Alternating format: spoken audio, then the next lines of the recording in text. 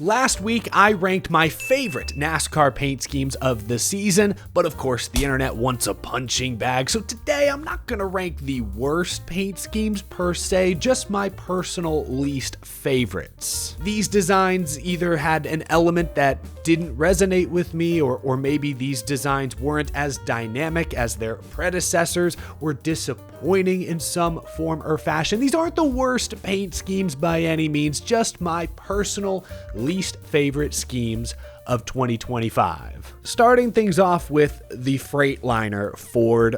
I appreciate the detailed roadmap on the door.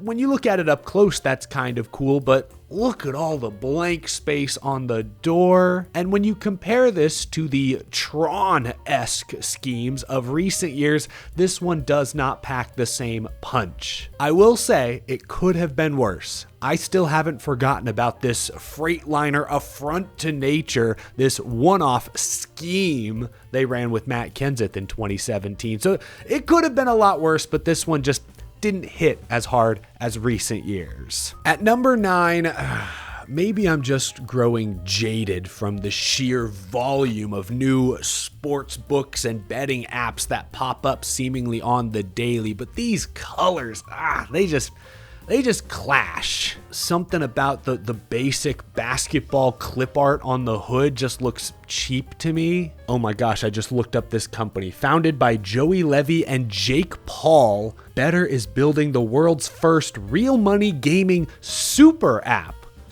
What makes it? I don't know. This is not a super paint scheme, in my opinion. I'm sorry. This one might be controversial because there are actually a few design elements here that I think were very effective, very clever.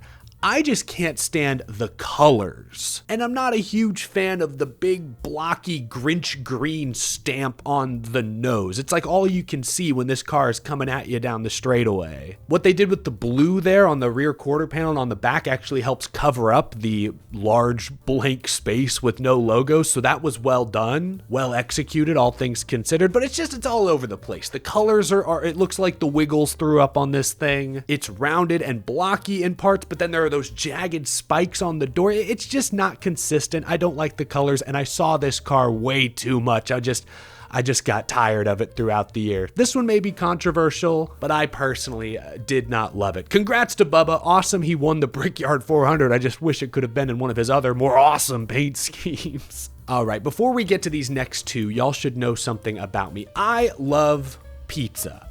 I know, a lot of folks love pizza. I really love pizza. Deep dish, Chicago style, Detroit style. I like a cracker thin crust, a New York slice. I even love frozen pizza, which is why this Red Baron pizza scheme for cold custard just left a lot to be desired. Pizza's big, bright colors, delicious.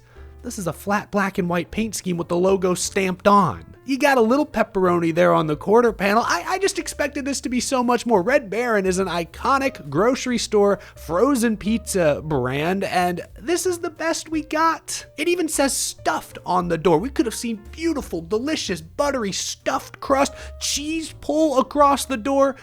We got very little of that. This one just kind of disappointing, frankly, and I could say the same about the next one. At least this car stands out, bright red, you can't miss it, but Hunt Brothers, come on now. We can do more than a flat red paint scheme.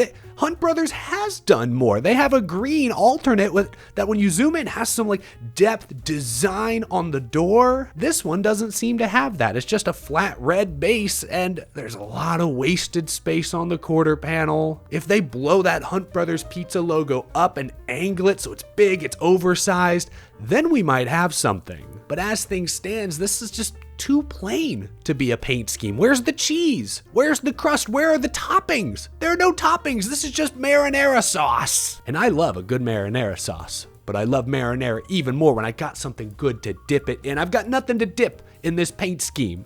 Okay, I'll move on. At number 5, I'm afraid we have another controversial pick. Kyle Larson's 2025 double paint scheme. He ran this at Charlotte, the 600. I think he also ran it in the Brickyard 400 later in the summer. It's not a bad paint scheme, but it's so much worse than his 2024 version. The 2024 car had a little more McLaren colors on it. The door design was slanted on either side to match the direction the 5 was leaning. I love the little blue flame almost coming off the headlights. Last year's car looked fast, looked sharp. This year's, I don't like the black with like orange pinstripes coming off the side skirt. That looks out of place. I'm no designer, I'm no aerodynamic engineer, but this feels like a design intended to play with the OSS. Harsh contrast, black and white, black especially has been known to sometimes manipulate the optical scanning system in inspection. And the way, look at the front wheel well there. Look at how the black and orange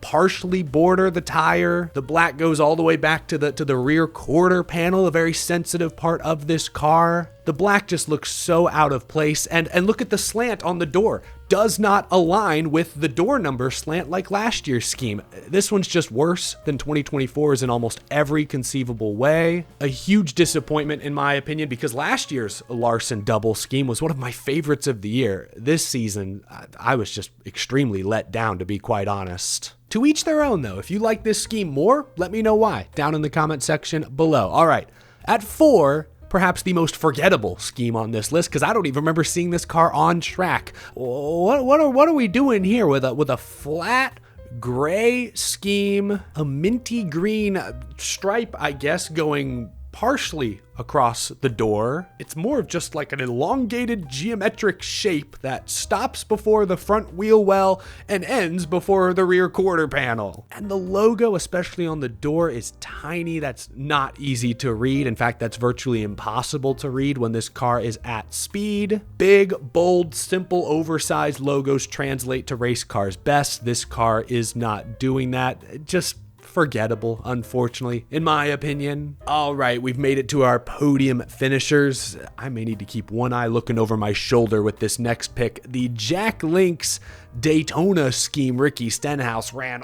Oh, it's got the Nickelodeon colors going on here, that Nickelodeon orange with the slime green, I guess. It's got character, literally. It's got the Yeti, it's got the Jack Link's Sasquatch character on the hood, on the door. They're having fun with it, so I'll give it credit for that, but I don't like these colors. I don't think they should have put the characters on the door because of how the next gen car body is shaped and designed. Like their faces are almost cut off. It looks distorted. There's a huge blank space there next to the door number, a random black stripe behind the 47 for no reason. If you want to be colorful, if you want to be green and orange, be green and orange. I don't need a random black ribbon there. I'll give the team credit. They had some fun with this one. It's got character. I personally am not a fan. However, I'm sorry. Oh boy, hear me out on this one. Number 2, Ryan Blaney's body armor design.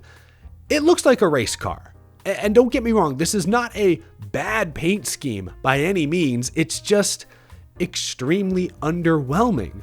Body armor has given us some memorable bangers. Remember the Lakers, the Kobe scheme from several years ago? Remember a couple of years ago at Charlotte, the textured green?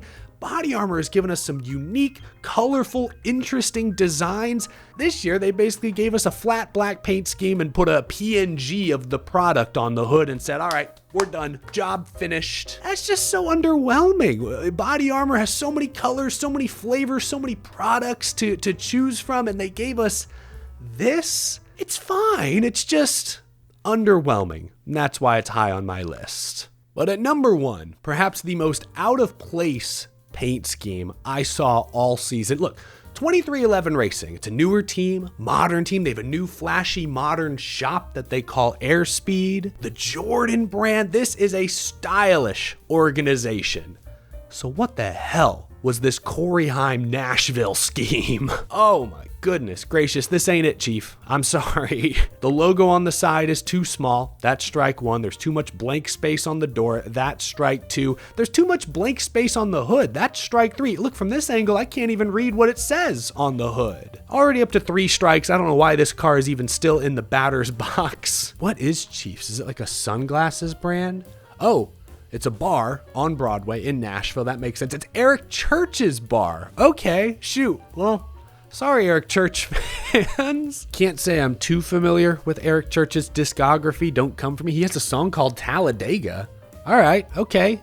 He's starting to win me back over. Yeah, this paint scheme's just very plain, and when you compare it to the other 2311 cars, it sticks out like a sore thumb, unfortunately. This one, it's flat. It fell flat, unfortunately, for me. Even Corey Heim didn't seem to like it. He cleared himself into the wall and made sure his day ended early. He couldn't stand the sight of it either, I'm not sure. Anyway, I know that sounds harsh. I'm sorry. I know I couldn't design a good paint scheme to save my life. I can barely navigate Photoshop well enough to design passable thumbnails as it is. But y'all asked me what my least favorite paint schemes were this year. I'm gonna be honest. Maybe your list looks differently. Maybe you found more redeeming qualities on this list than I was able to. Let me know down in the comment section below. I hope you had fun with this. I hope you all have a very happy Thanksgiving. I'll talk with you again soon. Have a great holiday, folks.